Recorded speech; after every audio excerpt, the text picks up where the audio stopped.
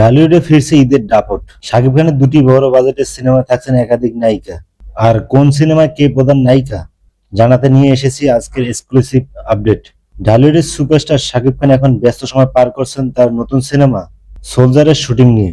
অক্টোবরের প্রথম সপ্তাহে শুরু হওয়া এই সিনেমার শুটিং এখন চলছে সাভারে। এরপর দেশ ছাড়িয়ে বিদেশে শুট হবে গুরুত্বপূর্ণ অংশগুলো। শুরুতে সোলজার সিনেমার নায়িকা নিয়ে নির্মাতা কোনো তথ্য প্রকাশ করেনি, তবে পরে জানা যায় এই সিনেমায় শাকিব খানের সঙ্গে অভিনয় করছেন এক ঝাঁক নায়িকা। এর মধ্যে প্রথমে প্রকাশ্যে আসে তানজিন তিশার নাম, এরপর যুক্ত হয়েছে জান্নাতুল ঐশী এবং আরো এক তরুণীর মুখ। সূত্র বলছে এই সিনেমায় শাকিব খানকে দেখা যাবে তিনজন নায়িকার বিপরীতে, তবে মূল নায়িকা হিসেবে থাকছেন তানজিন তিশা। অন্যদিকে ডিসেম্বর থেকে শুরু হতে যাচ্ছে শাকিব খানের আরেক বড় প্রজেক্ট প্রিন্স। যদিও শুটিং শিডিউল এখনো পুরোপুরি চূড়ান্ত হয়নি, তবে পরিচালক জানিয়েছেন তারা সব প্রস্তুতি এগিয়ে নিচ্ছেন। ডিসেম্বরের প্রথম বা দ্বিতীয় সপ্তাহে ক্যামেরা অন করার পরিকল্পনা রয়েছে।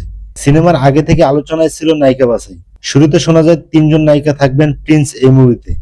এর মধ্যে প্রযোজনা প্রতিষ্ঠান নিশ্চিত করেছে তাসনিয়া ফারিনের নাম। তবে গল্পের প্রয়োজনে সিনেমা থাকছেন শাকিবের বিপরীতে আরো তিনজন নায়িকা, যেখানে কাউকে প্রধান নায়িকা বলা যাচ্ছে না। সূত্র আরো জানায় টলিউডের আলোচিত অভিনেত্রী জ্যোতির্ময়ীর কুণ্ডুর সঙ্গে কথা বলতেছে প্রযোজনা প্রতিষ্ঠান। প্রজাপতি 2 এই সিনেমায় দেবের বিপরীতে অভিনয় করে বর্তমানে বেশ আলোচনা রয়েছেন তিনি। পরিচালক আগে জানিয়েছিলেন তারা আরো দুই নায়িকা খুঁজছেন। প্রিন্স সিনেমা শাকিব খানকে দেখা যাবে ঢাকার একজন শীর্ষ সন্ত্রাসী রূপে, একদম ভিন্ন লুক ও ভিন্ন চরিত্রে। আর সোলজার সিনেমায় তিনি একজন সরকারি কর্মকর্তা।